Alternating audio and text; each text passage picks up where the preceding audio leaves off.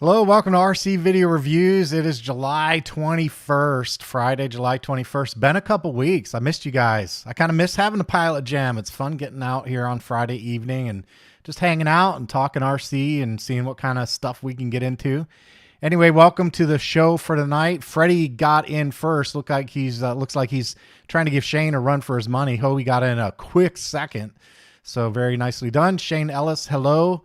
Johan Upperman, hi, how are you? I hope I make it. It will be 2 o'clock in the morning here in South Africa. That's dedication, man. I appreciate you guys. Bill, as always, is the bridesmaid. Make sure you guys say hello when you check in so you know who's on the stream. And anyway, Mr. Skyrider Keith, hello. EQ RC, hello, pilots. I'm listening. I love Fraser Crane, man. That was a great show, wasn't it? Hello, Seattle. I'm listening. That was funny. I love Fraser Crane. Jeff Adams, EQ, how you doing? Let's see. Can I get a channel? That's right. I remember that one. Can I get a channel? Long range FPV quad and fixed. Very nice. Jeff Adams, listening while I work on my 64 millimeter EDF fleet. Very good. They've been in storage for a year and a half. What? Man, you got to get that stuff out and go fly something. Anyway, Tunny RC, evening all. How you doing? And let's see, Gordon Goff, hello, from nice, cool Washington. Man, I'll tell you what, I hope you guys just send a bunch of positive thoughts our way. Dave and I, we were roasting to death. I said 150% humidity. It was more like 500% humidity, man. It was so freaking hot out. I swear, you just look outside and you start sweating in Florida right now. It's nuts here. Very, very hot outside. Anyway, EQRC says, yes, the Japanese version, ME163, just painted HK163 and waiting on decals. Very cool. Stan Heaton, hi from Arkansas. How you doing, Stan? Jeff is here from Canada. Jeff Adams, nice EQ. Okay, Hobie's here. Glad you can make it, Shane. I think you were in second, but that's the first time I saw you talk after you said second. Wouter Vandenbroek. Hi, guys. Greets from Holland. How are you? Welcome from Florida. Flat Rat 3 says hello. Rambo Flight Ken says hello. How are you? Christopher Linder, greetings. Miller RC. Nice crowd tonight. FL Engineer is giving a big wave. Papa Shorty's RC. Good evening, one and all. Man, nice crew tonight. Maj FPV. Hi. Midlife Chaos. Let's see. Is that everybody? Tom Evans and Micah Korhonen. Express LRS 3. Hey, man, that's my news, dude. It's a blistering 73 degrees. Jesus, 73 degrees at like 4:30 in the morning here. All right, man, let's get into it. We have so much to cover because I was gone for 2 weeks out, doing the family stuff, right? So it was good. But as you well know, if you follow the channel, there was all kinds of material going out. And we're going to start with the FMS stuff tomorrow. We're going to have the FMS live stream tomorrow, Saturday. Make sure you show up for that, because I'm giving away an airplane. FMS is going to give away some airplanes at random. I guess they're going to be on the live stream. I've never done this with them before, but I guess they're going to be there, and they're going to give away some stuff during the live stream, I guess, and some merchandise. So all kinds of prizes going out.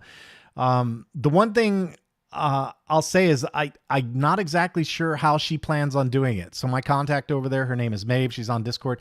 I'm not exactly sure what her plan is, unless she's just going to pluck people off during the live stream. But in any event, make sure you show up tomorrow if time permits, because it's going to be a big event.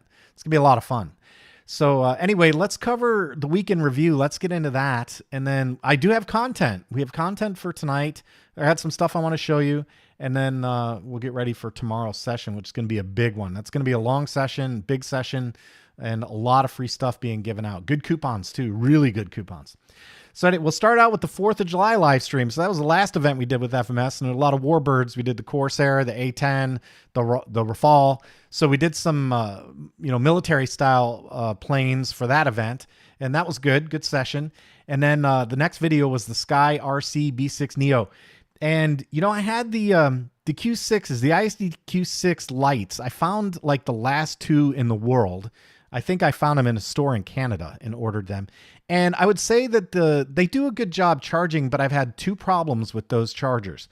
The first problem is that sometimes when I'm connected, when I have the battery balance lead connected to the balance board, and it always happens, of course, while I'm flying, I get a disconnect notice. It says abnormal disconnect, and it stops charging.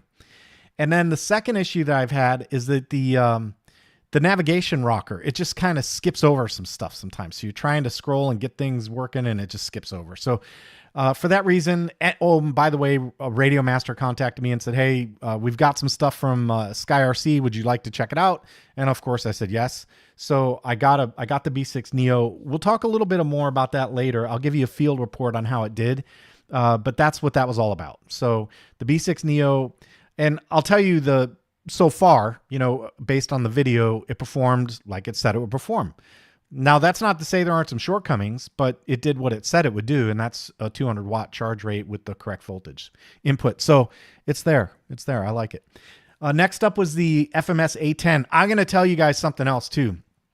You know that I've been blessed with the channel. You know, the channel provides an opportunity for me to explore and experiment and try different things with radio control. So I'm very blessed on that front.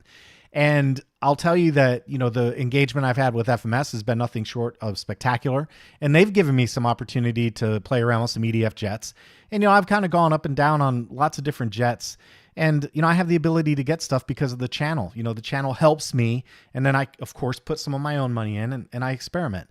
And I can tell you that out of all of the jets I've flown, the A10 Thunderbolt completely took me by surprise because it is not a plane I personally would have went out and bought. And mainly the reason for that is because of the looks. I mean, let's face it, its pet name is the Warthog, right?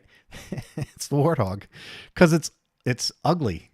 It's not an attractive airplane compared to something like an F-22. You know, I go fly the F-22 and I'm like, oh yeah, that's BA looking right there, man. It's sick looking, right? But the A-10 is not. It's a grunt, kind of like the P-47 in World War II, which is the namesake Thunderbolt.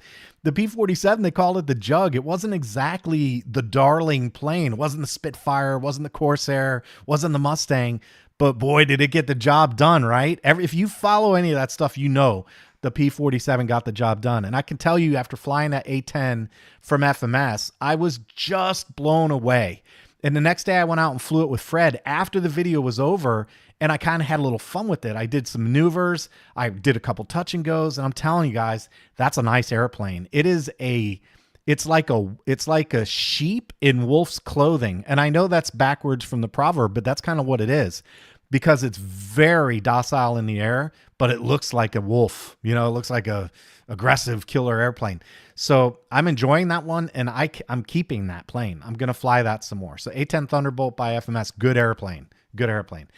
Then the big news was, I forgot who's on the list. I don't know who's on the list. Someone stole my freaking my news for the night. Edge 2.9 RC1 is out, and Express LRS 3.3 exited release candidate. We're going to talk about that later tonight. We're going to talk about it a little bit, but it exited release candidate stage, so 3.3 is out. So we did the EdgeTX 2.9 for the color radios, then EdgeTX 2.9 for the black and white radios. I'm trying to help the black and white radio community out because there's a lot of them out there. They ask questions, and honestly, they just don't get the love. The color radios, you know, they're shiny, they're flashy, big screen, color screen, big touch. You know, they're kind of fun to navigate around on, so they get the love. But the black and white screens are very capable. I'll say that. They're very capable. They just don't get quite the same amount of video love on YouTube. So I'm trying to include those guys in the club, right? That's the idea. So the video was kind of a repeat, but kind of not, because there are some differences between the color and the black and white screens. Then next up, we did the FMS Sky Trainer first look, the 182, and that is just a beautiful little plane, very sentimental because I trained for my pilot's license in planes 152s, 172s, 182s, just like that. So very much a soft spot for the 182. I loved it. Flew well, very scale-like, and just a lovely airplane. We did a first look video on that. And then the MOA glider, which that's another one I'm going to keep. I'm going to hold on to a MOA because I like that kind of Klingon bird of prey style, and it's just such an easy going. It's like a lazy southern Saturday afternoon with a glass of lemonade. You know what I mean? It's just one of those things. Bringing out I'm channeling my inner Matt McConaughey. Anyway, the MOA was beautiful, nice flyer. And then we did the Easy Trainer Maiden. And absolutely no surprises on the Easy Trainer. Easy Trainers are excellent airplanes. They're very utilitarian. They're not the prettiest plane in the group. You know, they're not prettiest plane at the dance, but they're excellent airframes because they're very efficient, resilient. They've got a great glide slope, very docile in the air, easy to see, very distinctive profile up there. So the Maiden, no surprises to me on the Maiden at all. It was just a beautiful flying plane. Had a good time flying it. And then, of course, the PilotJam. So that's the week in review. I'm going to go back and look at comments, and then we're going to get motivated with some content. And I got some great stuff tonight. We're going to make one of our regulars famous. I haven't seen him chime in yet, but we're going to give someone some internet fame tonight. I can tell you that. Let's see. I'm going to go back and check. Where are we? John's late. I'm not late. What? John's late. What are you talking about? Just curious. What are you guys using ELRS? Okay, I'm scrolling back. Okay, I found the temperature comment. Let's see. Dale Gregory came in. He said, it's a bit late, but I'm here. Glad you made it, Dale. Johan says, hi from cold South Africa. Glad you made it. 2 a.m., right? I'm originally from Durban. That's right. Hobie and Johan, you guys ought to connect. You're both SA folks. Hobie from Durban. Four Eyes made it. How you doing, buddy? Glad to see you. Little one-on-one. Nice. Very nice. Okay, good. Gimme, says Four Eyes. He's on it, man. I don't think there's any gimmies tonight. There's going to be a lot of gimmies tomorrow, though. You guys got to show up for that FMS live stream. I expect to see you there. Expect to see you there in force, man. Let's make a good showing. FMS has been just such an amazing partner. I want to make sure we show them some love, right? Make sure you show up. Can I get a channel? Says Lau, last store in Canada. I think that's where I got the Q6 Lite. Was probably I got it from Canada. I did. All right, let's see. I've been using TBS Crossfire with great success. Crossfire is excellent, and I personally have been. I am pretty much all ELRS at this point. I have a few things left on TBS, but I will be switching those out, namely my quads. And I have a couple helicopters that are on D16 that'll stay on D16 because it's a pain in the neck to switch that stuff around, and it's functional the way it is, so I'm not going to mess with it. But pretty much everything else, everything that I have in my fixed wing fleet and everything new for me will be Express LRS. Made that choice. I will do experimentation and put a couple of platforms on FlySky because I like what they're doing. And, it's a review channel, so, I have to kind of explore that way. And maybe, there might be something they wow me with, and I might keep some FlySky things, but my predominant technology is ELRS at this point. Papa Shorty says, I do have an aviation question. I live in somewhat narrow valley up in the mountains. I've never flown. Would my environment be difficult to learn in? Only from an air density standpoint. You're probably going to need, stronger props than most guys, maybe fly a little bit slower, but, you have to, depending on your altitude, air density is a thing. And, you have to take that into account when you do your designs, and you also might have to deal with some wind. So things like gyros with stabilization might not be a terrible idea for you. I was looking at multiple RXs with ELRS though, and it looks viable. Oh yeah. That's why I made the choice when ELRS enabled S-Bus. Now we've got PWM with 8 channels.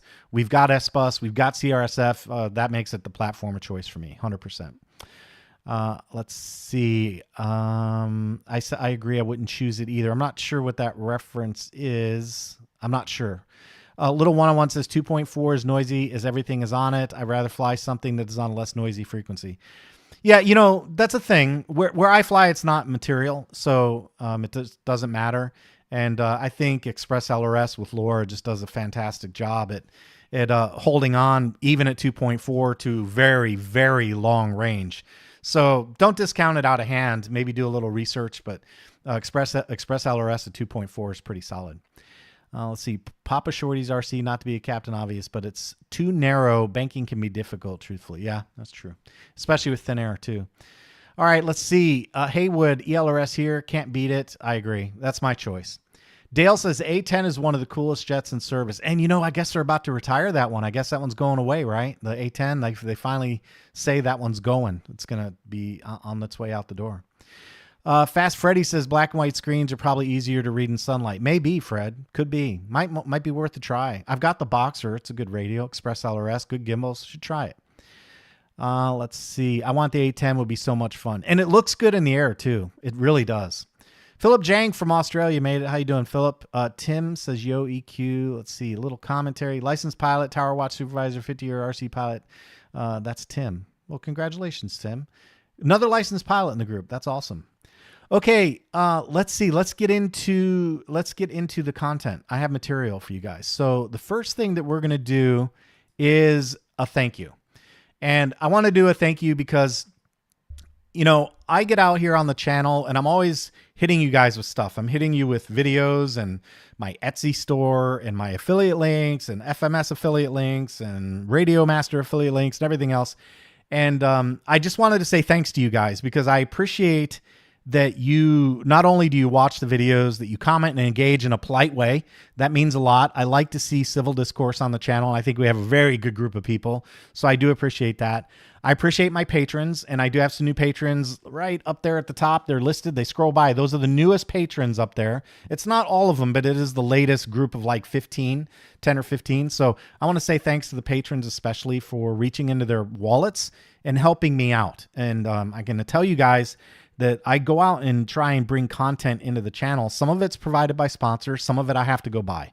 And I'm not self-sufficient yet. So I do appreciate the patrons out there, those of you who are willing to reach into your own wallets and help me. Thank you for that. Thank you for using my affiliate links. I do appreciate that because it all helps.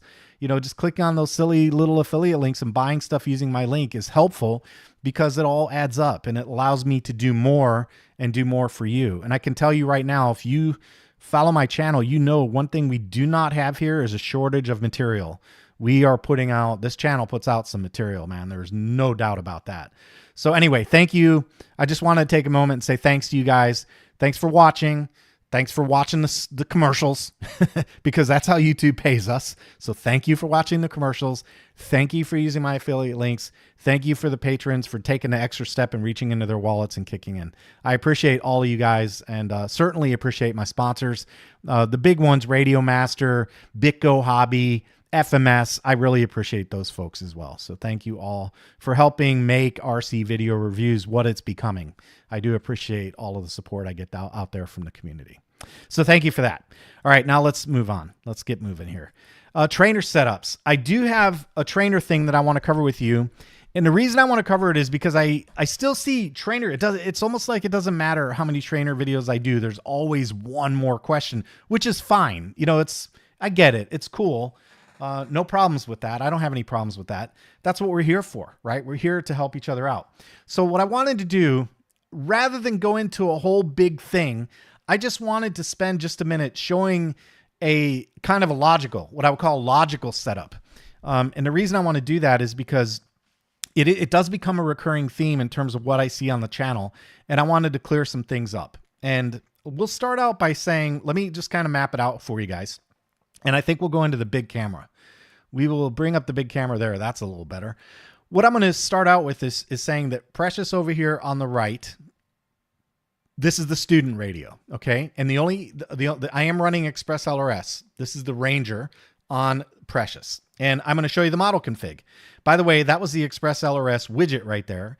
And I'm going to show you the model configuration so you can see that I am only running Express LRS, okay? So there's Express LRS and internal RF is turned off. So the internal 4-in-1 on this one is turned off. Hey, Tim, I just saw you hit the tip jar. Thank you very much. I really appreciate that. Thank you for hitting the tip jar. Very nice of you when you guys do that as well. Thank you. So anyway, student radio on the right, running nothing but Express LRS. I want to make sure the brightness doesn't blow out the screen. I think hopefully you guys can see that. That looks okay to me. So Express LRS. Now, this one is talking Express LRS to this radio. Okay. Now, the difference is that on this radio, I've got an R24D plugged into my aux port right here. And I just little Velcro and that bind light is on this radio. Okay. So in order for a wireless student setup to work, you have a student radio, master radio, and you have to have an RF protocol from the student to the master, okay? That's the wireless setup. Then you have to have an RF protocol from the master to the model. So you can see on my screen right here, I've got master highlighted, okay? Master is highlighted, and I'm gonna just move the controls, and you can see there's the elevator. Where's my pointer? I have my pointer handy, so no judging tonight. So I'll move the elevator, and you can see that moving, and hopefully you can see the control surface moving. There it is. That's moving. The ailerons move, right? So if I go left, there's the left aileron coming up, the right aileron goes down, and I can move my flaps. So here go the flaps. They're down. See? There they go. There go the flaps, and the rudder works. So you can watch. Here's the rudder servo right there. You can see that. Okay. So that's the master. All right. Now I'm going to switch it over to the student. I'm just going to hit my T3 down switch, and now we're student, and now the student has control. So as you can see, as I move the student radio controls, I see the ailerons going, the correct direction. This is right aileron. The right aileron goes up. Left aileron, the left aileron goes up. Here's a little bit of flap movement, so you can see the flaps going down. And then we'll move the rudder. So there's the rudder moving right there. And then I'll do the elevator as well. So you can see the elevator moving, and we're on student control. Now I'm going to hit my T3 switch, and we'll go down back to master. Now if I move my student radio, nothing happening here, right? Nothing moving. And then I'll go back over here and hit the master. So I wanted to give you the logical layout because this is one of the questions I get. I see it all the time. It just seems like there's a little bit of confusion about the logical flow of data from a master trainer setup to a model. And this is wireless. There are no wires connecting these guys. Okay. No wires involved. That is a complete wireless setup. Okay. So now let me show you how I do it. Okay. I want to just kind of zoom in a little bit on this radio, because here's the deal. The student radio doesn't know jack. All it knows is it's talking to a receiver. That's all it knows. And the only reason it knows that is because it's got telemetry. You see the telemetry there? So it's just broadcasting out. And as far as this radio knows, it's talking to the model. It doesn't know any better. What's going on in a functional sense is that the master radio is intercepting the signal from the student, and then it's translating that signal up to the model. And the reason that we do that is so the master can intercede if necessary. So if if I give control to the student, right? Let's say I'm out, I'm not throwing shade at Fred. Fred's turning into a damn good fixed wing pilot, so I'm not throwing shade at all. But, let's say I'm out flying around with Fred, and Fred's up there with his yak, and he's cruising around, and I see something. I'm like, wait, I don't like that. Now I can intercept. I can intercede. I can take control. I hit my little switch, and now Fred can't steer anymore, and I've got control. I can save the plane. That's why we do that. So it's simply a translation. We have a student radio transmitting to the master, which is then transmitting to the model. And that allows the master to either pass the student control through to the model or say, nope, I'm going to stop. We're going to ignore what the student is doing, and I'm going to allow my sticks to be in command. That's the logical flow of data in a master student trainer setup. Okay. Now let me show you how I do it. There's only a couple things that we have to do. It's a very simple setup, to be honest with you. Before I drill down, I do want to bring up one other thing, and that's the monitor. So I'm going to bring the monitor up, and right now that was master. So notice that if I move the student sticks, the monitor here is not moving. Okay. If I switch over to student mode, you can see the monitor start working, right? Now the master takes control again. The monitor goes off, right? I've been moving the stick the whole time, right? So I just wanted you guys to see that the monitor shows the input from the student radio. It doesn't show the input, it shows the output. And that's what's going off of the master out to the model. Okay. It does not show the input. That would be interesting, maybe, but whatever. It doesn't show it. So anyway, that's it for the student. So as far as the student radio goes, it knows nothing about the master. The master acts as both a receiver and a transmitter. This is the receiver right here, the R24D, and that's the transmitter. Receiver, transmitter. Okay, receiver, transmitter. The master receives from the student and transmits to the model. Okay, all right. Now we've covered that. Let me show you the configuration things you need to do on EdgeTX to make it work. And believe it or not, it's actually very, very, very simple to do. So I'm going to zoom in just a little bit more, and I want to bring the radio screen up so you guys can see it closely.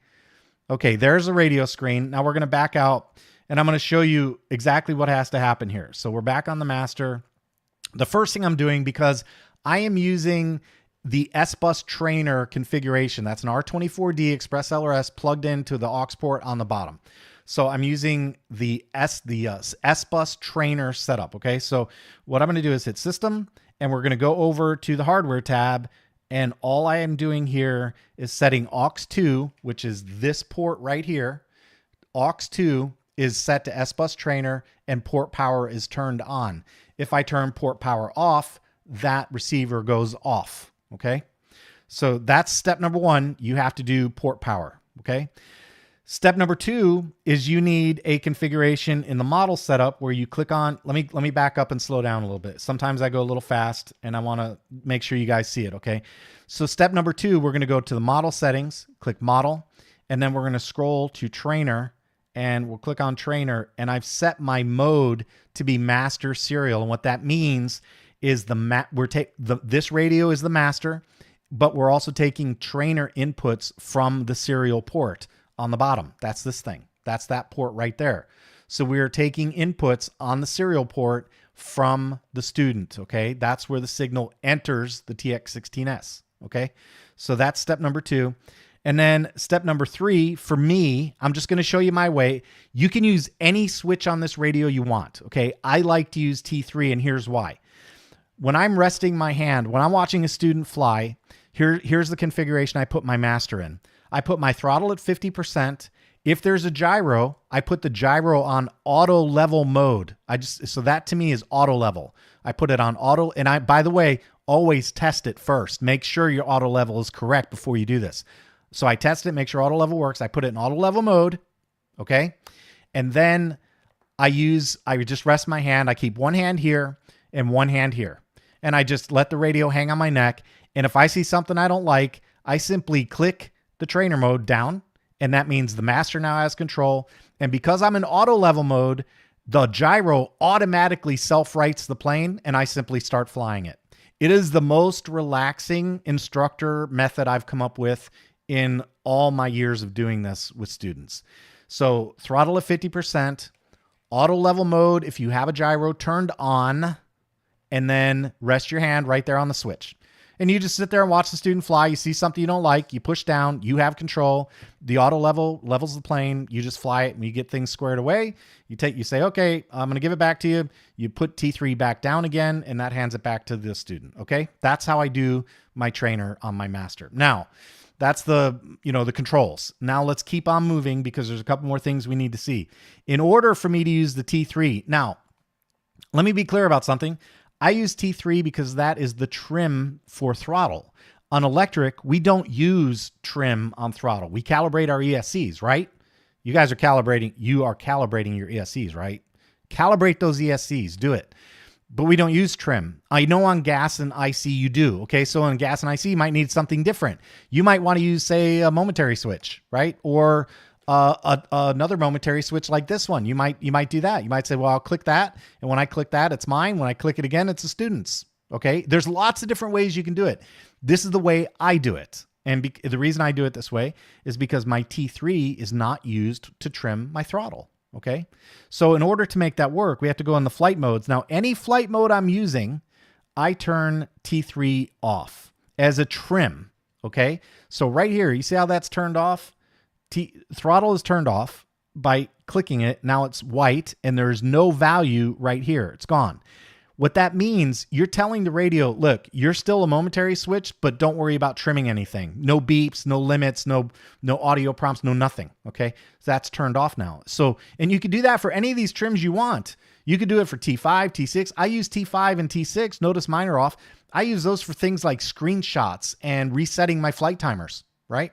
So for me, my throttle down is how I take control or give control to a student. Okay. Now we'll back out of flight modes. We're almost there. Next thing we need to do is make a logical switch. So on my logical switch, I create a sticky, and the sticky is real simple. It says TD and TD. That's it. So throttle down, trim down for throttle, and throttle down again turns the switch on and off, on and off, on and off, on and off. That's it. It's just a sticky. So when I click it, it's on. When I click it again, it's off. Okay. So now here's the last step. We have a special function, and in the special function, I have L01. Remember, that's my logical switch. My logical switch is sticky, TD, TD. When L01 is on, it's in trainer mode. And then if you guys noticed my screen, I didn't know if you knew how to do this or not. I figured you might get a kick out of seeing that, but you can do this too, right? This is just another little trick you can do. If you want to know who's got control while you're flying, you can just look at your screen and say, oh, student has it, master has it. Student has it, master has it. I thought that you guys might find that cool. So I'll show you how I did that too, in case you didn't know. It's a pretty cool little trick. When L01 is on, I set the main screen to number 3. And you could set this to be always, it doesn't matter. And then when L01 is not on, that's the exclamation L01. I set it to main screen number 4, also not during boot up. Okay. So when L01 goes on, we set main screen number 3. When L01 goes off, we set main screen number 4. So let me show you the screens. The screens are very simple. We go in telemetry settings and I set up screen number 3.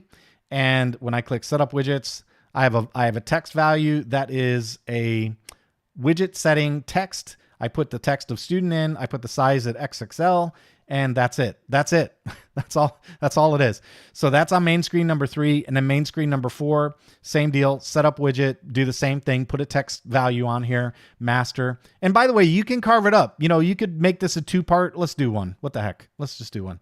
Let's say we want to have 2 things in there. We'll do setup widgets. We'll click this one, setup widget. We'll make this one text and we'll call this master. So we'll do master, and I'm going to go ahead and make the size as big as I can. Put a shadow on there. Sure, why not? Oh, maybe that's not going to work. Oh, darn it. It's not going to fit. We have to do XL maybe. That works. And then on this side, we could do something like the Express LRS widget. So we'll do that. We'll put the Express LRS widget in here. If I can find it, there it is. Telemetry, transparency 2, and then we'll go back in here and we'll turn off flight mode, sliders, and trims, and there you go. So let me this should I'm kind of surprised it's that small. I would have thought that would expand, but there you go. There's a screen number 4, and it'll do the same thing. It'll just flip back and forth. So if I hit T3 down, we go to student. If I hit T3 down again, we go to master. Okay. So that's how I do it. All it's doing is the same switch that's taking control or giving control to the student is also changing the screen.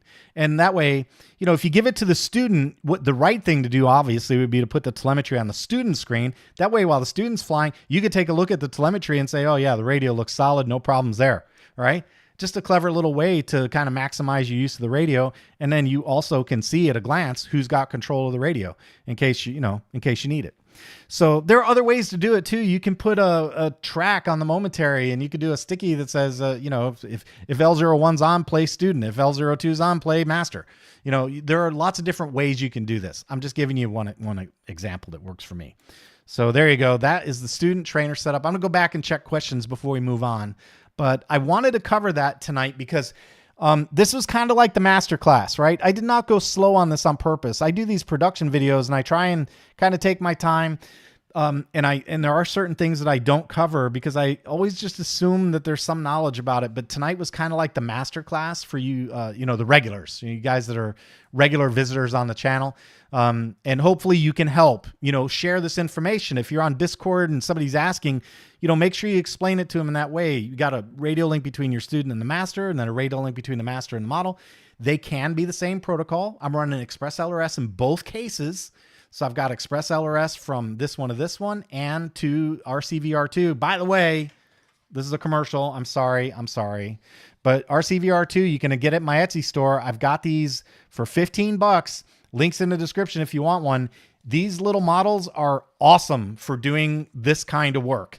If you need to do a little bit of testing on your bench to figure out how things are supposed to go together and you don't want to have a great big airplane out, or you don't want to mess with your big airplane, this is a good way to do it. These little RCVR2 models are fantastic for this kind of bench work.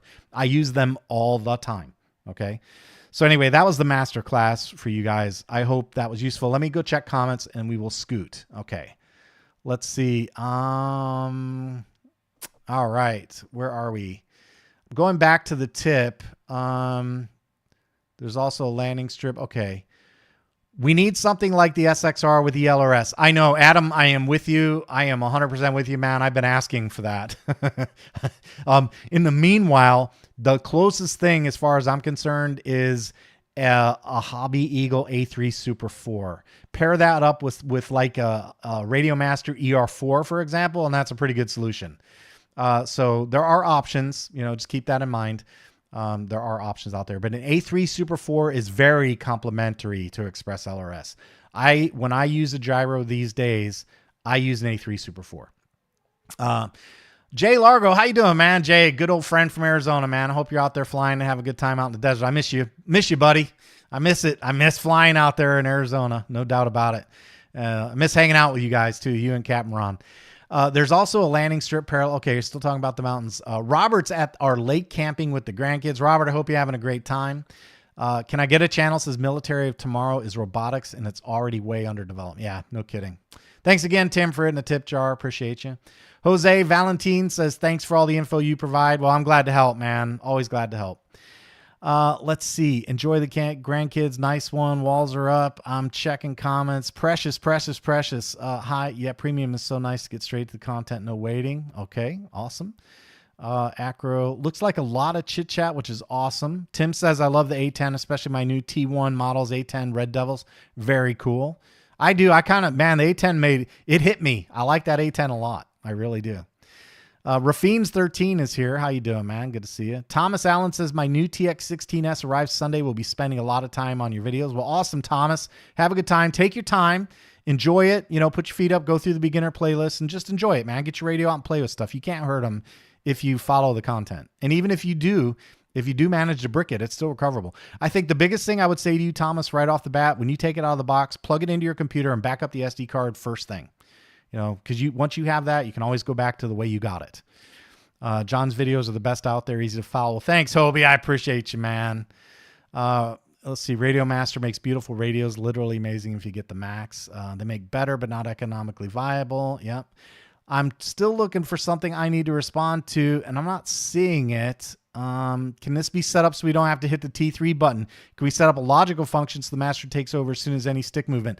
Yeah. In fact, if you search my channel, I did a video on that.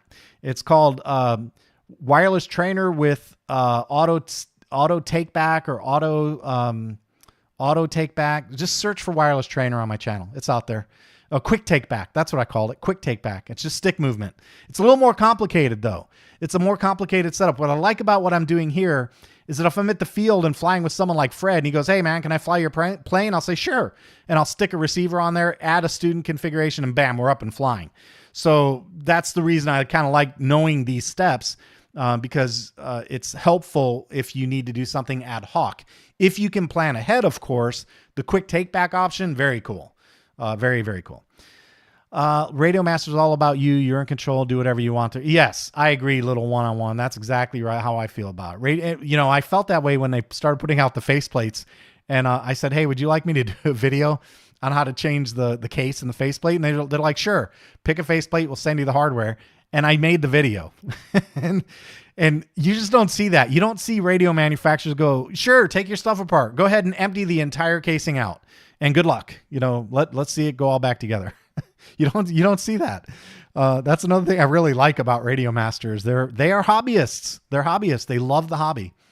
So let's see. I'm just an old RC modeler, 50s, not too much of a plug and play guy. I do like kits and innovative design. That draws me to radio control. Hey man, I always say to everyone on this channel, your money, your hobby, and it is not meant to be snarky. It's meant to be, it's your money. Whatever makes you happy, do that.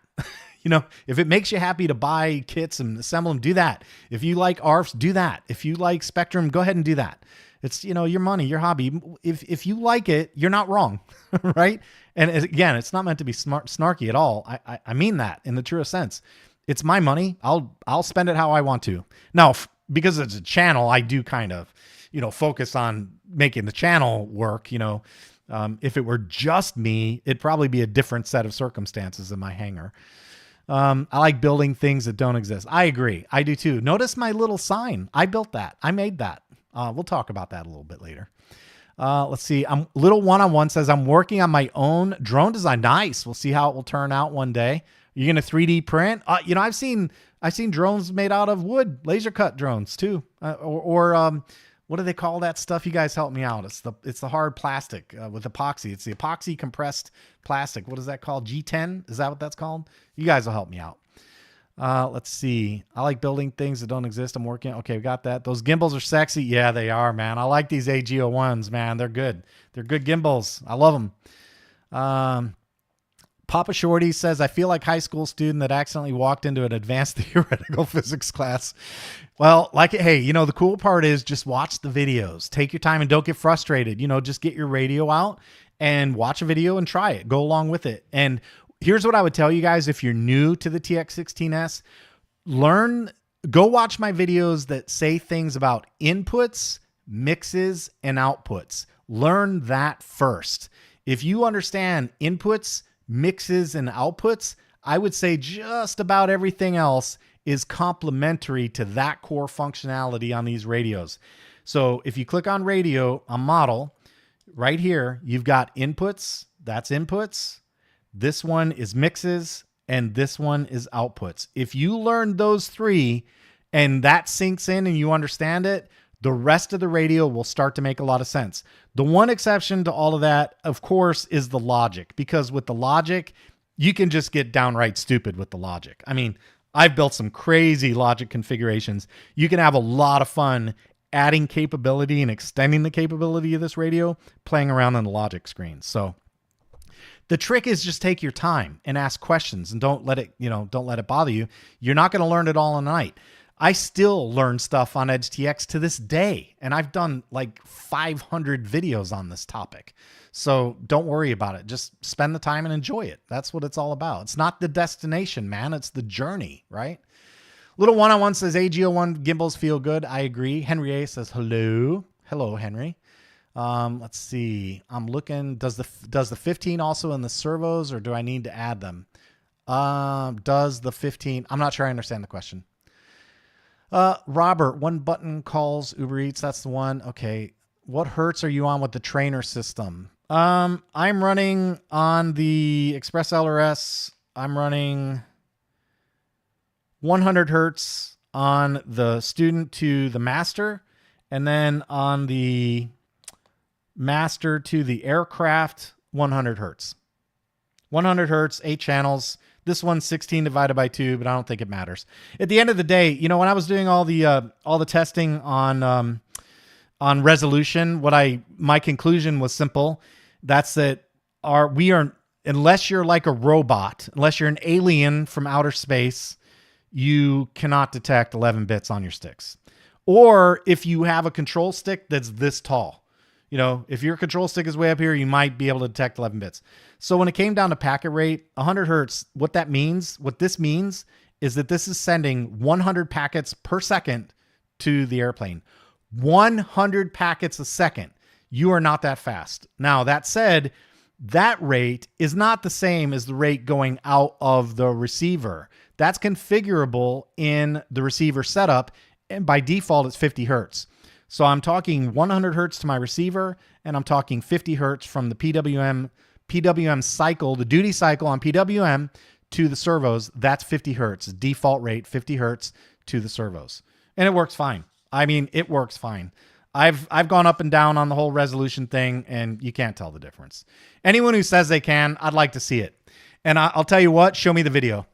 I'd like to see someone that says they can tell the difference fly a pattern, at altitude at 100 feet with no variation of more than a foot around a whole pattern. I'll tell you who would notice this kind of stuff are the quad racers. They would probably pick it up because I've watched them fly. They would probably pick it up. And I would say the very high level 3D pilots, they'd probably pick it up as well. They'd probably tell the difference. But for the 99% of the rest of us, no way. No way. You'd have to have sticks this tall. It's just, you have to be hypersensitive to be able to detect the difference. So 100 hertz packet rate, 50 hertz to analog. And I actually do run a little higher to digital, 100 hertz or maybe even 333, whatever. It's all fine, but I can tell you one thing's for sure. When I've done the testing, I even broke out a circuit board and measured it. You can't tell the difference, man. You just can't. Okay. Let's see. Where are we? I'm on the HC0 diet trainer system. I don't get the joke. HC0 is goggles, right? HC0. Oh, you're saving up for them? Is that what you're doing? Yeah, 9-gram servos. These are just cheapy 9 grams. Tower Pro 9 grams. Get them on Amazon for a few bucks. I'm still rocking MK1 Radio Master, and it's ways looking the best mods to make it even better. MK1's a good radio, no doubt. SGecko7 says, thanks for your EdgeTX videos. I started flying since March and have followed your tutorials with UMX TT Evo I got. Very good. Glad to help. G10 says, Hobie, I nailed it. You just answered my question I had on Discord. John says, Ron. Okay, good. I'm not on Discord during the live stream. I turn that off. So it's a distraction. It can get loud. So I turn that off. SGecko says, some stuff was able to apply directly and others I had to take the concept and do it in other ways because they somehow didn't work just like that. Interesting. Yeah, you know, that's the thing, SGecko. Like I show the videos and my channel is all about video evidence. Like I don't claim stuff. And if I do, and I can't prove it with the video, I say it's my opinion. So with that said, I show stuff on video to prove a point, you know, because it's on video. If you want to argue, you can argue with the video. But the thing about EdgeTX is that there are lots of different ways to accomplish things. And so your comment there is correct in spirit. The idea is to take what I show you as a baseline, say, okay, now I understand the approach, and do your thing. Make yourself happy. Do things that work for you. But I would say that if you follow the videos exactly, then it should work exactly, because in my opinion, software generally shouldn't have an opinion.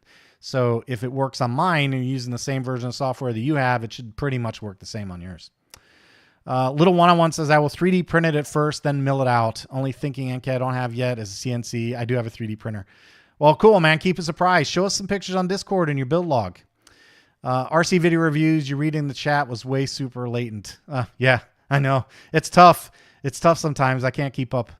Our comments were about live. Okay, sweet setup. EdgeTX, just practice. Instructor, student. Okay, how many 60-inch 3D planes do you have?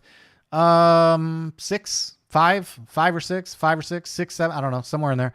I've got the Edge 540, the Laser, the Game Bird, the Laser 67-inch, and I feel like I'm missing one. I have the 48-inch MXS. I think that's it. I think that covers them. The 67-inch Laser is kind of in that class. A little bit bigger, not quite a 73. It's a little bit bigger. Little One-on-One says, haha, we drone pilots can feel the difference, especially with the right FPV setup and fly. Yeah, the drone pilots that are, and especially the ones that are racing, if they're hitting those gates, yeah, I could see that. I could see where that packet rate would be sensitive for them. But for, you know, fixed wing flying pattern, you know, I'd say the common pilot, nah, it doesn't matter. I would argue at this point, because I've done enough of my own testing to be pretty emphatic, I don't really care. It doesn't matter. Flying quads is a lot more different than you think compared to, yeah, no, I know. I fly quads, dude. I was flying quads when we still called them Taro 650s and they look like cranes. So yeah, I fly quads too. Let's see. They're way different than fixed. Yep. Got it. Okay. Let's move on to the next topic here. Let's see what is up next. That's trainer setups. We're done with that. Oh, the gyro pole. Okay. Let me get this stuff powered down real quick. Let me just shut everything down, get the RCVR 2. Don't forget RCVR 2 is $15. Get them while they're hot. Okay, come on, radios. Let me set these aside. And okay, so the gyro thing. I have something fun to do on the gyro. I told you we're going to make someone famous tonight, and that's not what we're looking for. We're going to look at this one. So I put a poll up, and the poll, what I was really trying to do is gauge how people feel in general about gyros. And I'm looking for a statistically valid sample. So the statistically valid sample generally means you have at least 50 samples, and we have that. We have 260 votes. And out of the sample, I try and set the questions up so that they range from love them to hate them or to whatever. So that's the way I set up the questions. You can read the results. And so what I'm going to say based on the results is that it seems like most people are in favor of using gyros in one form or another for whatever their purpose is. I've explained mine multiple times, but for whatever the purpose is, 41% says, yes, I love them and I use them regularly. 10%, a very small majority are what I call dogmatic. And they say no real RC pilot uses a gyro. Gyros are for man babies. So those are our cowboys. And, you know, they're probably also highly experienced, right? They're highly experienced, maybe long-term veterans, or they could just be stubborn. It's not to be critical. They could just be stubborn and say, you know what, I don't care about gyros. I don't care. Or they just don't have a need for them. There's lots of different reasons for it. But what I would say is that they are pretty much in the minority for people who gave a serious vote. Okay. The next one, 24% said in certain application like jets, they make sense. So about 25% of the respondents said, in certain places, yes, in certain places, no. And I think these guys are probably the most pragmatic because in most of my planes, I do not have a gyro, but in certain cases, they do make sense. If I were voting, I would probably say this one. In certain applications, they make sense. Jets are a good example. And because the reason for that, obviously, like wing loading, all modern, Dave likes to say this, all modern combat aircraft are made with fly-by-wire systems. So why would we fly radio control without using a fly-by-wire system? So 24% responded. Certain applications, they make sense. And then the next group, 20% said, I really don't know enough about gyros. Please make some more videos. So with that said, I'm going to combine the more positive approach and say we have 41% plus 24 plus 20. So 60, we have 74% of the respondents of a statistically valid sample said, yeah, there is use for gyros, or I'd like to learn more about them. So for that reason, we're going to be talking a little bit more about gyros. And then there was another group, and this is the group that was shocking. They said, I thought gyros were a meat stuffed pita from Greece. And not only did we have people comment on the idea that these are supposed to be a meat stuffed gyro from Greece, we actually had one of our own viewers prove the point. So I have to show you what was done to prove the point. This is Photios. He is Greek. He lives in Greece. And here's a little message from Photios. Hello guys. Greetings to the great RCVR community. Hi John.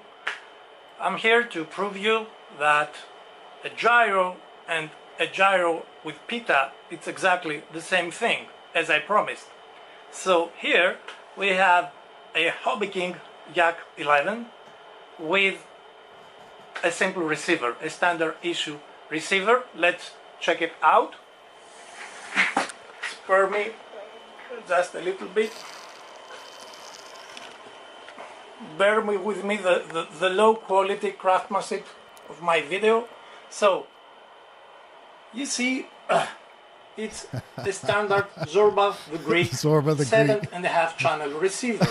No stabilization, no gyro. 7.5 channel. Okay. Now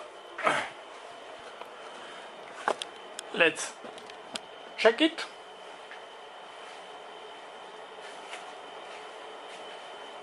See? No movement whatsoever. Now, I have here for you, from my local hobby shop, I have a Zorba the Greek 7.5 axis stabilization system with extra tzatziki and onions. You can power it either with 5 to 8.4 volts or with Uzo power if you prefer. Now let's check it out. Oh, that looks so good. Let's see if everything is there. We have onions. Wow. The white stuff is tzatziki with garlic. We have French fries, and of course we have the gyro pieces of meat. Okay? Oh. I kind of want a gyro right now. It's everything's there. Now we take the gyro device and we place it in the model, and we use an S-bus cable to connect it with the receiver. Okay?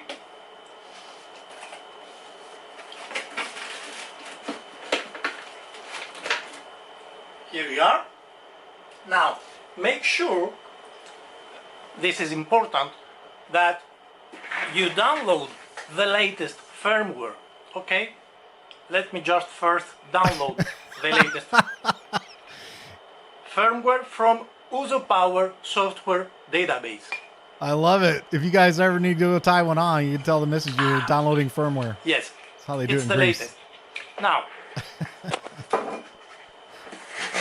let's check if surfaces are moving. Check the ailerons. Okay, I think you see there. Yes, you see it. Okay, we have stabilization. Okay, That's so awesome. Oh my gosh. thank you very much, guys. See you in the pilot jam.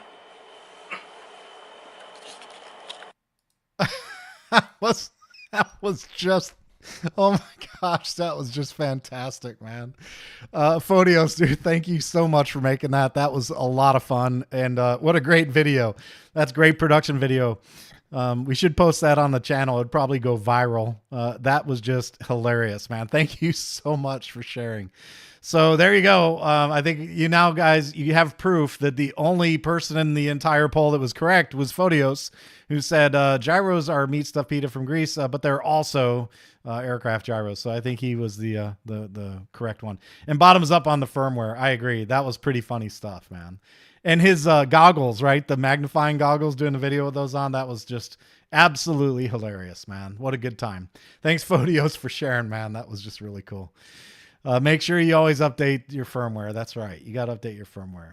Hey, on that note, guys, I'd love, if you're going to put an effort into a video like that, I'm going to show it. If you want to, share an experience you have, he did a nice job with presentation on that video. So if you guys have something like that you'd love to share, let me know. Get in touch with me on Discord and we can talk about it. And I'll tell you what, I was just thrilled to put that up on the Pilot Jam. I couldn't wait to get back to do that. Yeah, he did a good job. Yeah, a lot of work. He drank a bottle of hooch and stuffed down a legitimate Greek gyro. I never saw a gyro with French fries on it. And I was like, God, man, I'm starving to death after seeing that the first time. And I bet the gyro was just delicious. I bet it was so good. Okay, let's, thanks again, Photios, man. That was a lot of fun. That was gyros in Greece. Gyros in Greece. I didn't get the ticker over on that one in time, but that's okay. I think what we'll do while we're on gyros in Greece, I'm going to go back over to the overhead camera. Guys. Oops, hold on. Oh, we're not going to watch it again. I did want to show you guys. You'll see this pop up. I made this with the laser engraver. So we have a laser engraver channel on Discord. And the reason I wanted to show this to you is because one of the guys came in and he said, hey, can I cut cardboard with the laser engraver? And I think it was Little Ski said, hey, if you can cut hardwood and plywood with a laser engraver, you can definitely cut cardboard. And he's right. I've actually cut cardboard with it already. But what's kind of cool about this one is this is actually an inlay. This is not painted or stained. I actually cut these letters out completely. It's called an etch. So they got burned out first. And then I cut the same exact letters out of walnut hardwood. And then they got pressed into the etching left by the laser and glued in and then sanded to be flush. So this is actually an inlay piece. And then, of course, I put the channel logo over there and EdgeTX and Express LRS on the side. So this will just be, one of those little decorative things I pop up in the videos from time to time. You'll see it show up, and it's just, a little bit of branding, a little bit of EdgeTX, show my love for the Express LRS and EdgeTX guys, because I love those guys, man. They work so hard for us. That's why I put them on there, because open source community, it's all about community with me, and these guys are excellent community advocates, and they're doing great things for the hobby. So that's why I share my brand and logo with these teams, because I just love them. So there we go. I just wanted to share that with you and let you know, this is just, every now and then I'm going to try and show you things I'm doing with the laser printer, or not the laser printer, the laser engraver, to give you ideas. And, I told you that when they asked me to do that video, I said, I knew there would be things in the hobby that would make a lot of sense to do. So this is just one of those things. Of course, this is more for a YouTube channel, of course, right? But if it gives you any ideas, you can do this kind of stuff with a laser. And this really was not that hard. I think the hardest part for me was sanding the damn thing down and finishing it. That was the hardest part. Actually cutting it was no problem at all. All right. So Hobie hit the tip jar. Thanks, Hobie. I appreciate you. Thank you very much. I love it when you guys do that. Of course, helps the channel out. No doubt about it. Let's see. Hobie also put the link to Discord. Yeah, make sure you get on Discord, guys. We have such a great community on Discord. And I'll tell you something else too. Since you guys are the regulars, right? I want to share something with you. And I want to share this mainly so you guys understand the point of view. On Discord, you know, it's my YouTube channel, right? It's my Discord, and I invite everybody to participate. I like community. I really like community because I think we're stronger as a group. And I just wanted to say that there are times on Discord when I see a question come in, something that comes up, and I want to jump in and go, here's how you do it. But I do the videos, I do, you know, the work, I do the engagements with the vendors, you know, I do the production stuff, I do the editing, I do the coordinating. And then I answer questions on YouTube, and I answer questions in Discord. But sometimes I also just want to keep my mouth shut. And the reason I want to do that is not because I'm trying to avoid helping you. That's not it. The reason I'm doing that is to foster community and let other people who know what's going on and who have an understanding participate. And I'll also, you know, just in the spirit of full disclosure, I don't know everything. There are certain technologies I just don't use. I don't use gassers. I'm not an excellent 3D pilot. I don't use anything Spectrum. You know, there's a lot of stuff out there that I just don't know anything about. So I just wanted to say that on our Discord, it's about community. And if I see somebody kind of jumping in and taking the reins on answering a question and dealing with a problem, I might throw a little spice here and there, but I'm generally going to let it go and let that person run with it.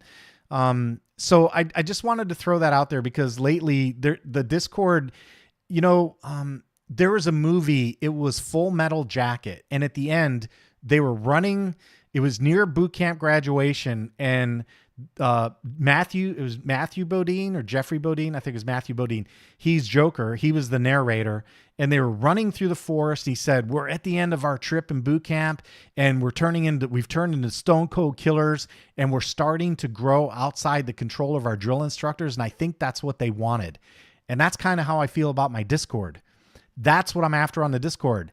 I want it to grow to the point where there's such a community that I cannot be involved in every conversation.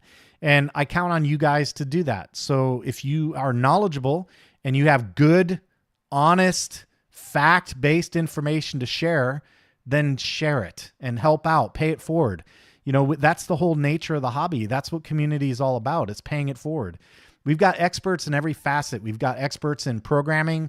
We've got experts in RF tech. We've got experts in modeling, in 3D printing, and laser cutting, in radio configurations, in building, in engines, and 3D flying. We've got experts in everything on that Discord.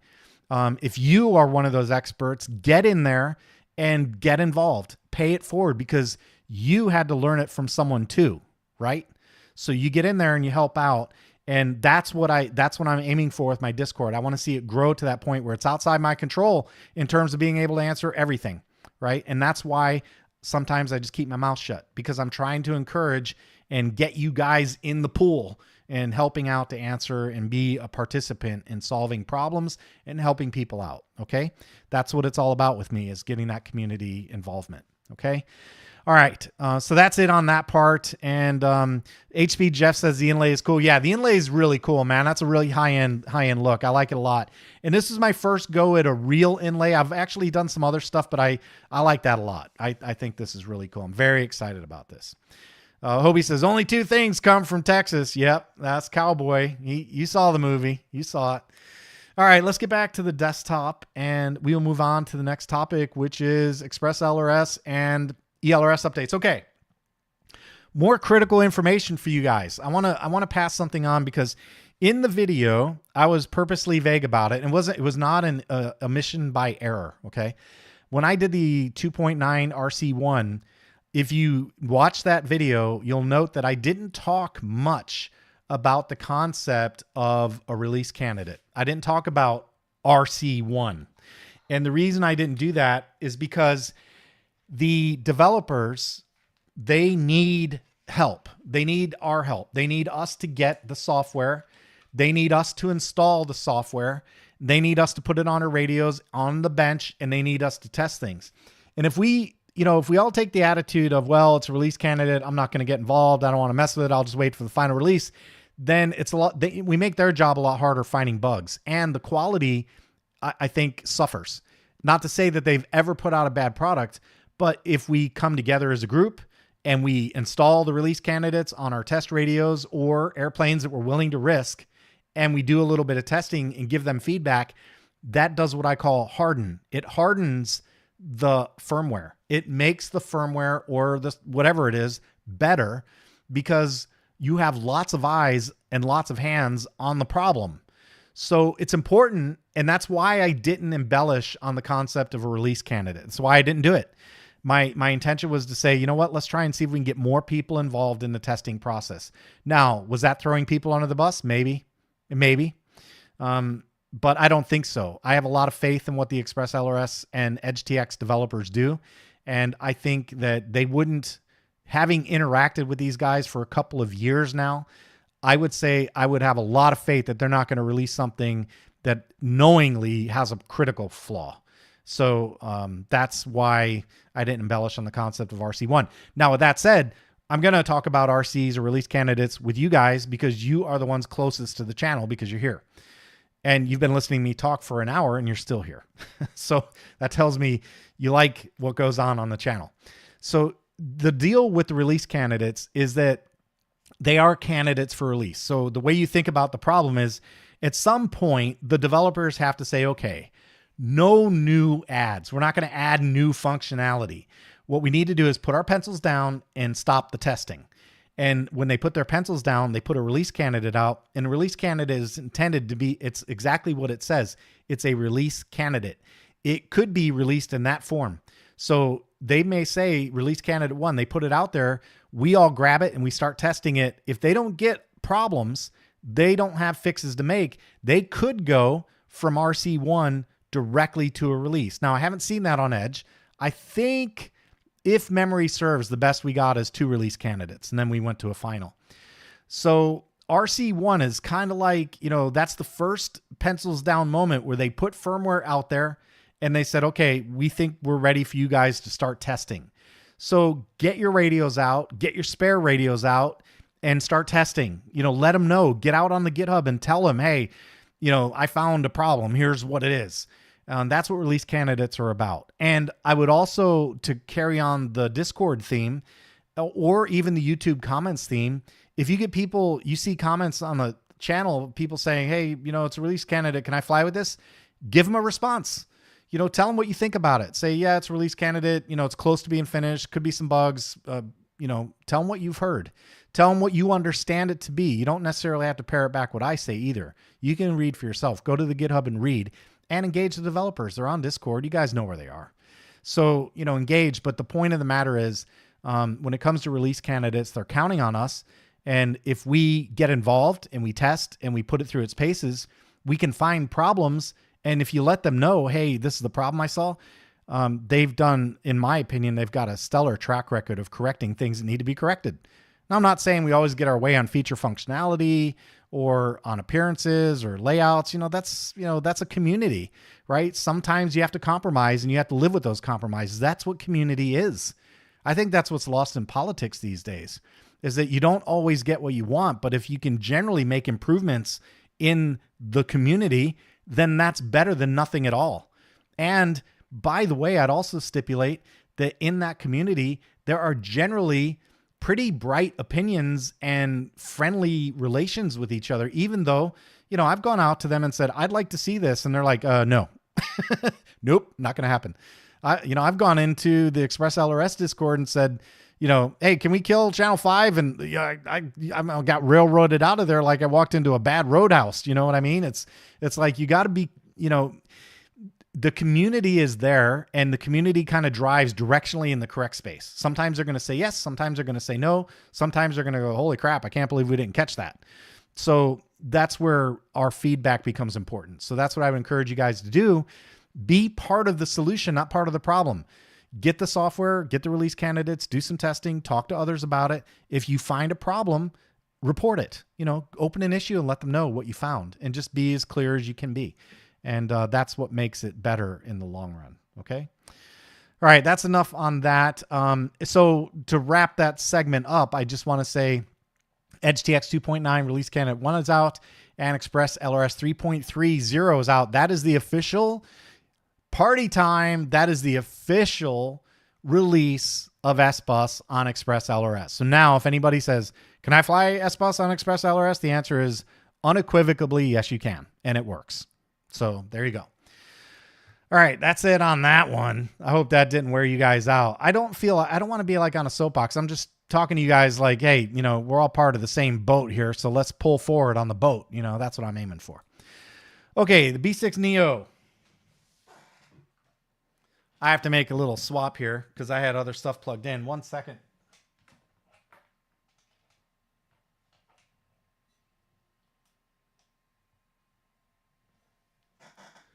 Okay, B6 Neo, we'll zoom in just a little bit and let's see. There we go. I'm not doing a review. I've already done the review on this charger. What I really wanted to say about it is that so far it's behaved well. I did all of the maiden flights were done with the B6 Neo. All of these videos on the sidebar, all done with the B6 Neo. And all I can say is that the charger itself, I didn't get any of the error messages that I'm fighting with the ISDTs, which tells me it's not my mechanical setup. It's got something to do with their software. I don't know what it is, but it's got something to do with it. And I would also say that I haven't had any problems with peak detection. 4.2 has been fine.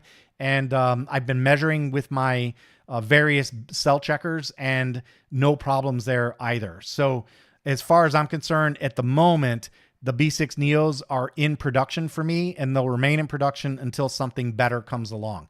So they have replaced my ISDT Q6 Lite chargers, and so far performance on these has been exemplary.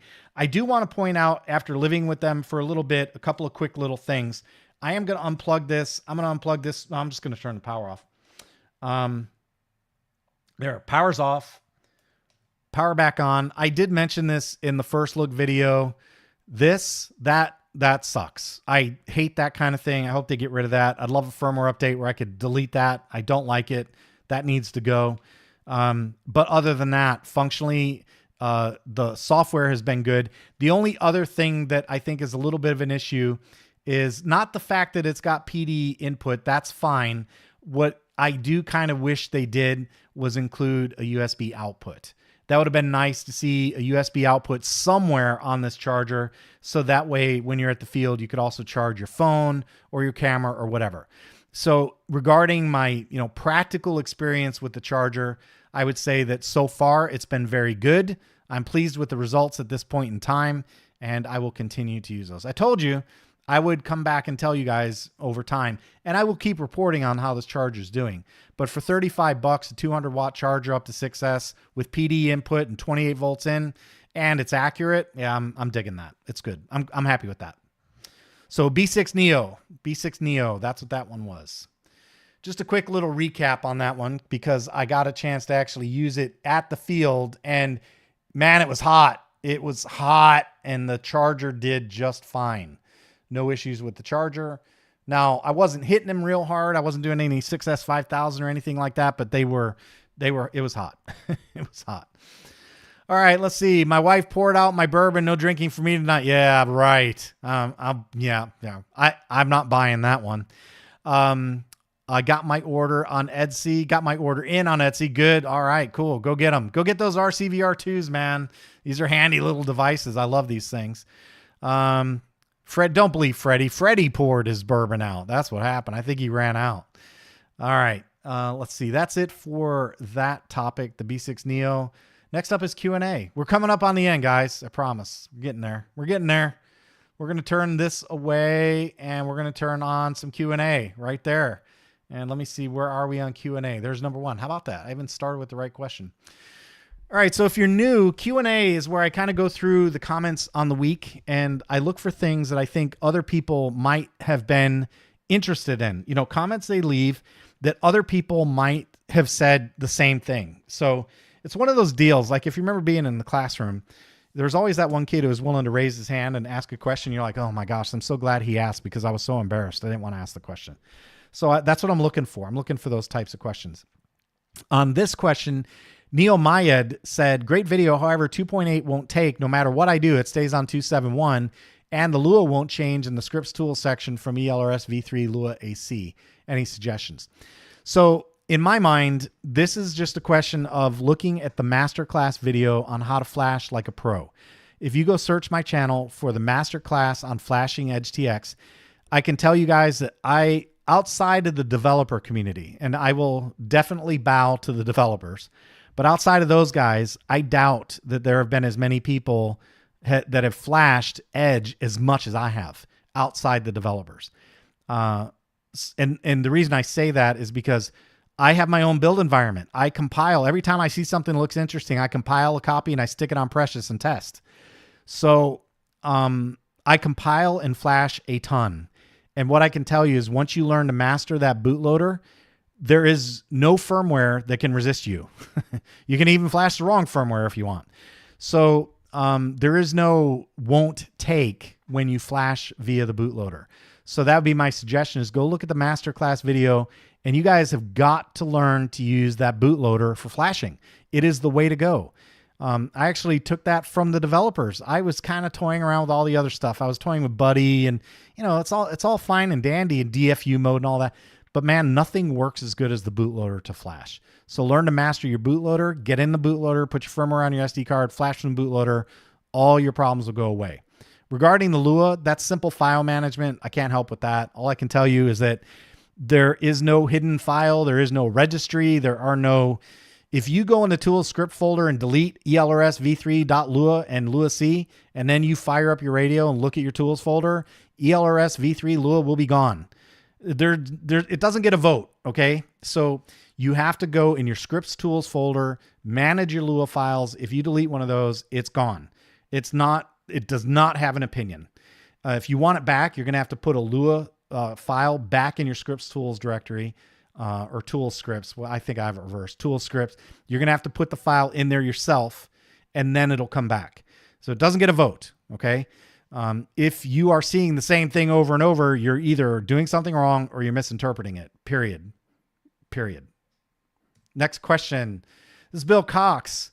Bill Cox, we love Bill, man. Bill's been around for a while. He's a great guy. He's a gentleman. That's what Bill is. He's a gentleman. He's a kind man. And he said... It just doesn't get any better with this glider. Even watching you fly this glider is relaxing. Keep up the good work. The reason I said that and posted that is because I think I told you guys when we started getting Freddy up on fixed wing, I didn't have any trainers. I didn't have any beginner planes. I had nothing like that except maybe a wing. And my Grim Reaper is not the wing to start Freddy on. So I'm going to hold on to the MOA, and I'm going to keep that around because for two reasons. One, in case I have to train somebody. I'll bring the MOA along. I'll do that. And two, it's going to become my decompression plane because I'm going to tell you the MOA was just such a pleasant airplane to fly. It was just so easy going. And it's like, sure, we'll turn left. Fine, we'll turn right. It's like this decompression plane. I think it'd be fantastic for beginners, for young people. It's very visible in the sky, very pleasant to fly, floats all the way down the runway. Anybody can land this with the right amount of space. Uses a real cheap battery, uses a 2S 1300. They're like $7. So just a lovely little airplane to fly. So Bill hit the nail on the head. He's like, man, it was just relaxing, just watching. I could just imagine Bill saying, oh, cool glider, putting his feet up on his ottoman and having a sip of his favorite adult beverage and just enjoying the airplane flying around. And that's kind of how I felt. I wanted a beer. I was flying the plane. I wanted a beer. Like, can I get a beer in here? Is it legal? Can I do that? Of course it's not, but I wanted one. It's just so easy going, man. I loved it. It was a fun plane, a very fun plane to fly. Very easy going nature. And it was fun to socialize with that airplane. All right. Hofcher. He says, I noticed with most of the gliders you review, you fly them and talk about them being floaty. That's the definition of a glider. I'd like to see you take it up and find thermals. Okay, first things first, I am not a glider pilot, just like I'm not a 3D pilot. My chance of finding a thermal is not great. That'd be like me finding a pass from Brett Favre in his prime. You know what I mean? It's just not great. Maybe I'll get lucky. Even a broken clock is right twice a day kind of thing. And then the second issue is that when I do maidens, and you guys that follow the channel, you know this. When it comes to maidens, I have a process. And the one freaking time I violated my process, it cost me, I'm not going to say how much. You guys know how much it cost me, because if my wife ever watches this video, I don't want her to come and find me and beat me. So yeah, it cost me dearly to violate the process. So when I do a maiden, I have a process. And if you guys see a video that says this is a maiden video, here's the objective. The objective is to get it in the air, prove out the aerodynamics, and get it on the ground without creating spare parts. And if I can do that on a maiden, I'm a happy guy. Now, if you want to see stuff being screwed around with, then you got to show up and start watching the day at the field videos, because the day at the field videos, that's where we do that. That's where we get the airplanes out and we toss them around and try and figure out how to best use the plane for what its intention is. So you got to watch the day at the field videos if you want to see me be like a monkey with a football trying to find a thermal. Okay. So maidens, I'm just telling you guys, is not where it happens. Maiden videos by definition are going to be boring, because the first time I don't, I do things like lose a laser. Yeah. Too soon. Too soon. Yeah. It's a little too soon, John. All right. That's it for that one. Cowboy Bebop 521 says, just got these in the mail about a month ago. He's talking about the Express LRS receivers from Radio Master. In the video, you demonstrated how to get RxBat through the VBAT wire. Is it possible to get RxBat through a BEC? My answer to him is yes, but if you connect your lead to the BEC should always be 5 volts unless your battery goes below 5 volts. So measuring RxBat is kind of like A1 on D16. Unless you are concerned about your BEC voltage from your ESC, I guess, or your standalone BEC, I personally don't really measure that. You could. I mean, look, your money, your hobby. If you want to measure it, go ahead. You know, it's not, who am I to tell you you're wrong? But what I'm interested in is I want to see the voltage coming off the battery. And after our little back and forth on this conversation, he said, oh, that means I got to solder the VBAT pad wire to my battery mains. And that's correct, except for one little thing. You could also connect a single VBAT lead to the positive wire of your balance lead, which is what I've been doing lately. I use one of those breadboard jumper wires. I plug it into the signal port on VBAT on the receiver, and then I plug the other end, the pin end, into the red lead on the balance plug on the battery, and it works perfectly. Now, of course, you have to remember to do it, but at the end of the day, don't you have to remember to plug your battery into your ESC? You do that. Don't you remember to have to put your canopy on before you go fly? Don't you remember have to turn your radio on before you plug in your airplane? There are lots of things that we have to remember how to do when we're flying model airplanes. So what if you have to connect your balance lead VBAT connector? Big deal. For me, it's become habit at this point. I connect my battery, I connect my VBAT lead. I'm done. It takes literally 3 seconds. It's not a big stretch out of my life to do that. And it does work. It works great. So get these little jumper wires on Amazon. I'll come back in the video and add a link for you, affiliate link if you guys want them. Little jumper wires on Amazon. They go right from PWM pin right into your balance lead on your radio. And you get something stupid like 50 of them for $5. So all the receivers you're ever going to need to do cost you $5. And you don't have to tear apart your mains and solder stuff up and worry about, well, did I break it when I pulled it apart? You guys know what I'm talking about. When you have one of these ESC connectors here, yeah, come on, where's the camera? My stream deck isn't working. When you have one of these ESC connector, you got your battery plugged in and you pull and won't come loose. And then finally it comes loose. You're like, oh man, did I just break my little silicone wire? You don't know. Right? So that's why I just take the positive lead and plug it right in. Here, hold on. I'm going to get one. I'm going to show you.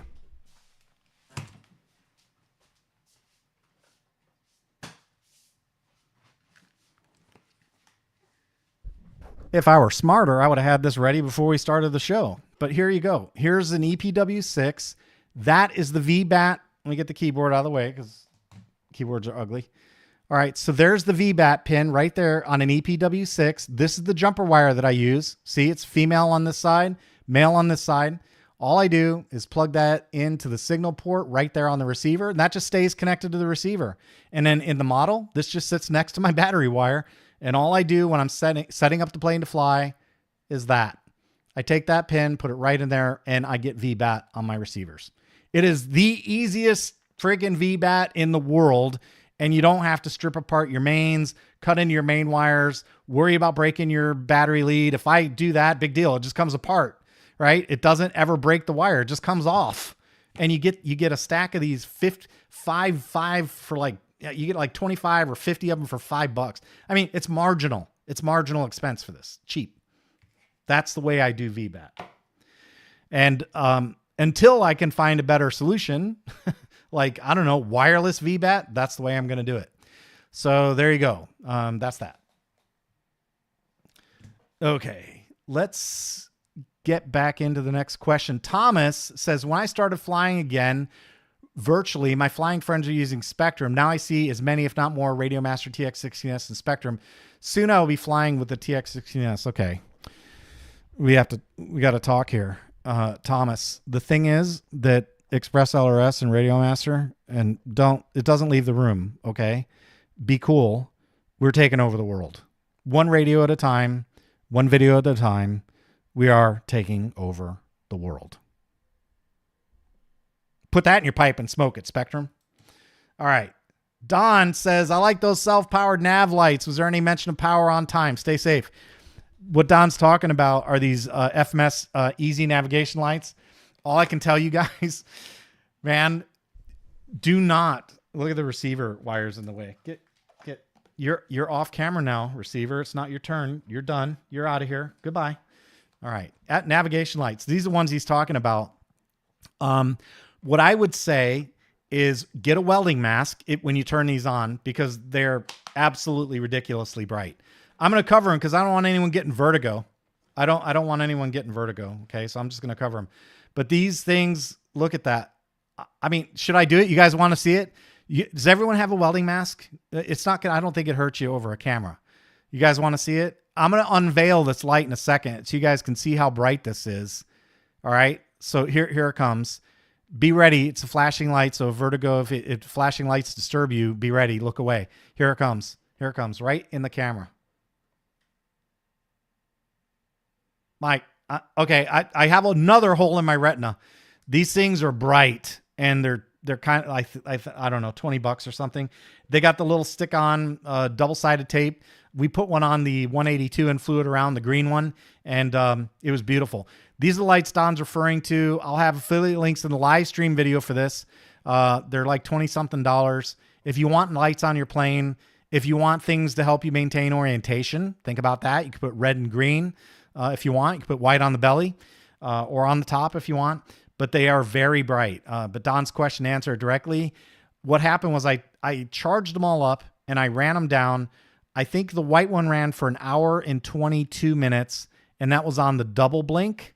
And then the red one and the green one were on the two other modes. One was a slow blink and one was a single flash. And they only went for 1 hour. So I wasn't sure if that's something with battery conditioning or, you know, what the energy it takes to pop the light. I really don't know. But what I would say is you get at least an hour. So if you think about, 10-minute flight times, you got a solid 6 flights, and you can easily charge them in between flights if you need to. So plenty of power there to answer Don's question on that one. At least an hour, Don, for those. And I did test it. I actually set a timer and ran a test. So there's that. Okay, let's see. Hey, did you see there's an update for the A3 Super 4 now takes CRSF ELRS protocol? So Ruby came in and my answer to him was get on Discord because one of our guys told us that like 3 weeks ago. So definitely, if you're not aware, the A3 Super 4 now supports CRSF and it works. I've been flying with it. It's in at least a couple of my planes. So CRSF/ELRS on A3 Super 4, which makes it even better because now you don't even need to use S-Bus. You can use CRSF if you want to. Not that you necessarily need bidirectional serial protocol for it, but you've got it if you want it. And I do, I don't want to say it, but I think CRSF runs at a slightly higher packet rate too, but I'm not 100% on that. Okay, let's see. That's it for that question. Number 8 here. How many planes does FMS have? Says Papa Shorties. And I said, well, 3 less now. Do I still? There it is. Hold on. 3 less now. that was the wrong one. That wasn't one. It was supposed to be the rim shot. There it is. I know that completely lost all its luster. FMS has a lot of model types. That's for darn sure. They have a lot.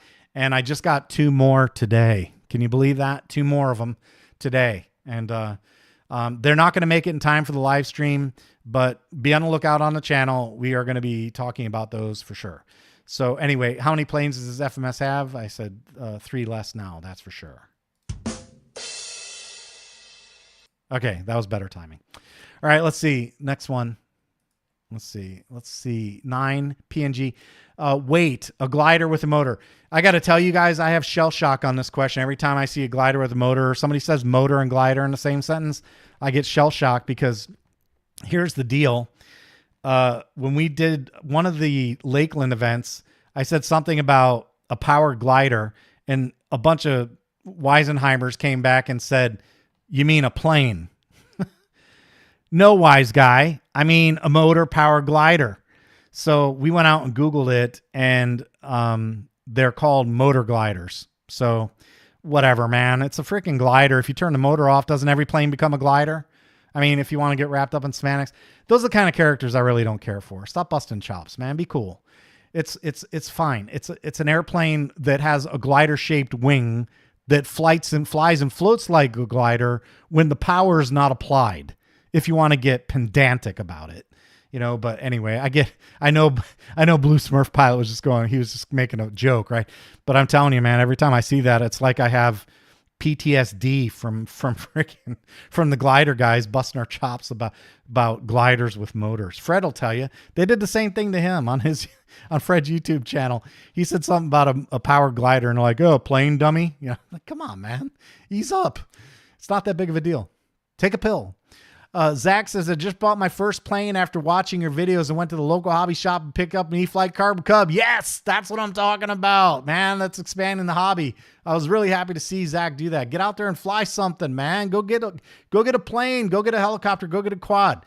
I love flying all of it. So go get out there and fly something. I was so happy to see that.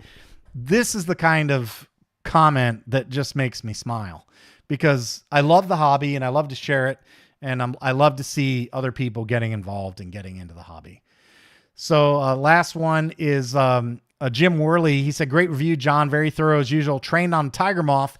And, what's funny about these trainer or beginner plane series that we're working on is that a lot of people are coming out because they have fond memories of this stuff, right? They're coming out and saying, oh, I remember when I was flying that stuff. And I've just been enjoying the dialogue. So Jim came in and said, I trained on the Tiger Moth. I had another guy, I forget the model that he mentioned, but he said, on my trainer, it had the glide slope of a brick, but I still love flying it. So it's been fun, man. It's been a fun little series. And then that brings us back to the top. So we are done with Q&A. And that brings us to coming up. But before I get into coming up, I'm going to go check comments and we'll see what's going on. Let's see. You mentioned one of the recent videos, you use rates or expos on everything. I fly that twin TT Evo with everything at 100%, but don't see any weird behavior. It's just, yeah. And expo is very personal. Freddie will tell you he doesn't like expo at all. A lot of guys don't like expo. I do like a little bit of expo. Although I do have to tell you that I have noticed, lately that I've been using maybe a little less and a little bit less, like my use of expo, it's still there, but I use a lower expo value. And I think the reason for that is because I'm kind of preferring the center to be a little bit more sensitive rather than making myself feel ham-fisted. When I learned to fly that plane, my instructor, it was one of the first things they taught you is don't be ham-fisted, don't overreact. And expo kind of helps you avoid that. So when you dial expo out, of course, it makes the center more sensitive. And you can overcome that. It's just really a personal thing, right? I think my first radio had no expo. So, let's see. John uses Emily and also has the ability to make custom sounds. You say you have a sound pack for EdgeTX and Discord. I thought you mentioned a few yeah, Hobie answered that correctly. So something specific. Yep. There you go. I'm a total newbie, so I don't know how that may affect the plane in a better or worse way.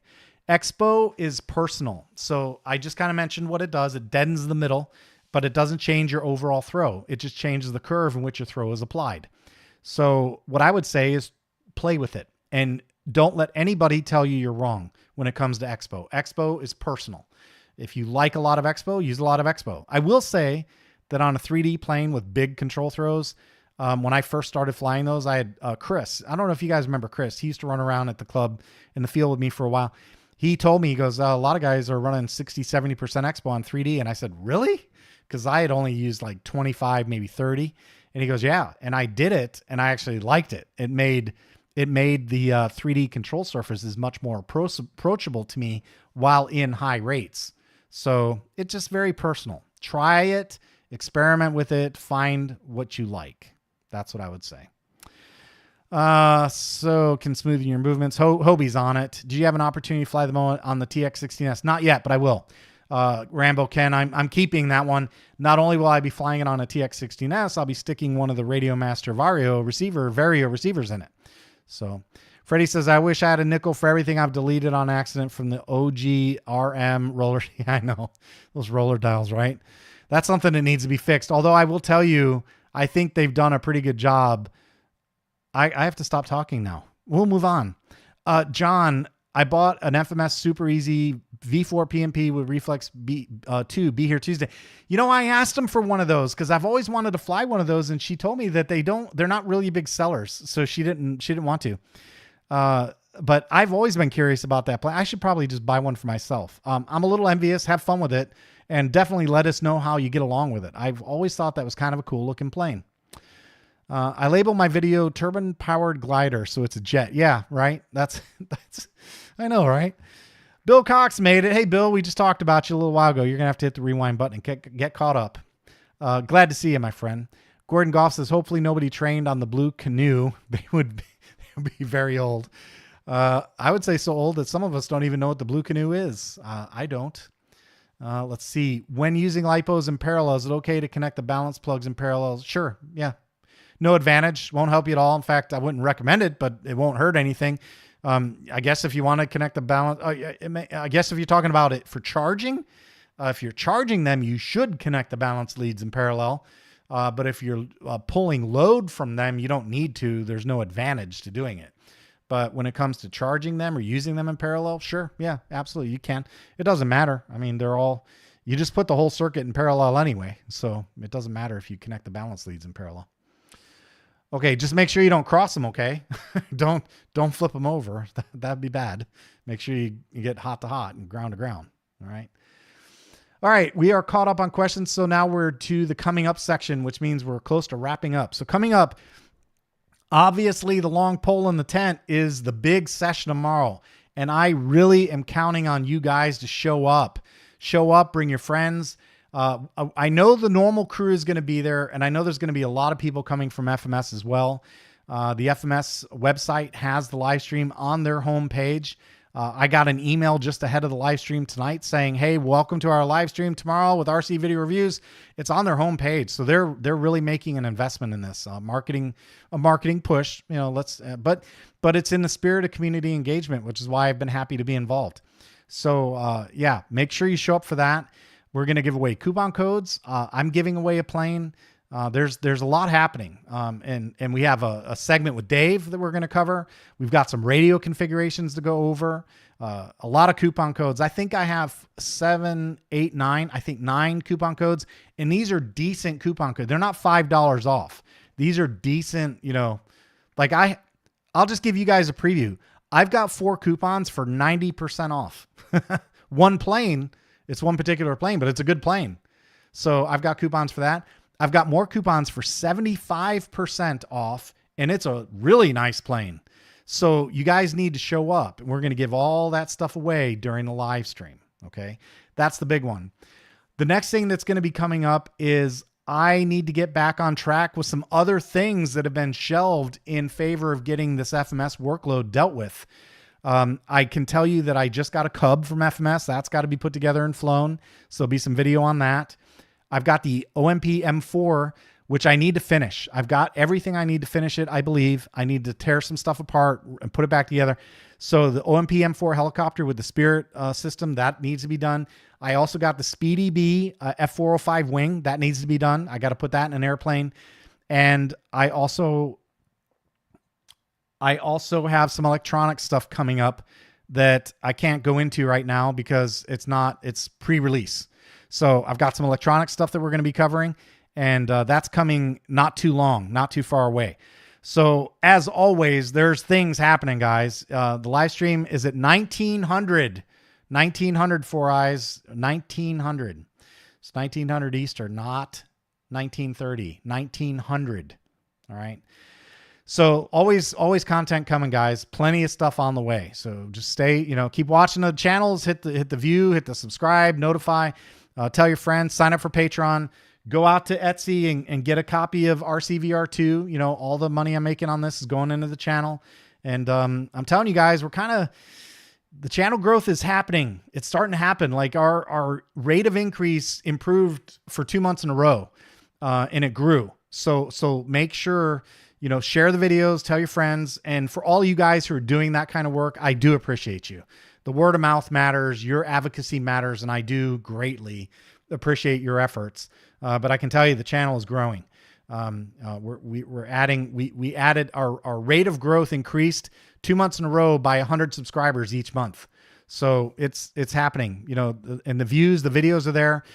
Pretty much these days, within 24 hours, I get 1,000 views. And on some videos within 24 hours, I'm seeing, depending on the content, up to 6,000, 7,000 views. So it's starting to happen. We're starting to turn a corner on the growth and the size of the channel. And I'll continue on engaging you guys and asking for your support. Share the videos, share word of mouth, talk about it on RC groups. Just get out there and do your thing. Share the content with people. And that's it. So Henry A says, I wish they shipped FMS to Australia. Yeah, I know. I do feel bad about that, Henry. What they're telling me is they can't do planes, but they can do cars. So if you are one of the lucky ones that wins a plane, one of the plane giveaways, you can opt for a car if you're not in the US. If you are in the US, you have the option of taking the fixed wing or the car. So I wish they could too. Maybe they'll build out, maybe that's what they're trying to do. Maybe they need to grow and build a revenue flow so they can expand to Europe and Australia. Hopefully that's what's going on here. All right, fellas, that wraps up the Pilot Jam for July 21st on Friday. We got the live stream tomorrow, 1900 GMT -5. Be there, be square. And then after that, this weekend, I'm going to do some flying off camera. I'm going to have a little fun with, just going out and flying the planes and having a little bit of a good time. And then we'll be back to work hard at it on Monday, pumping out the next round of content, which will include a little bit more FMS and everything we just covered in the coming soon segment. I hope you guys have a fantastic Friday night and an even better weekend. Get out there and fly something. Take it easy.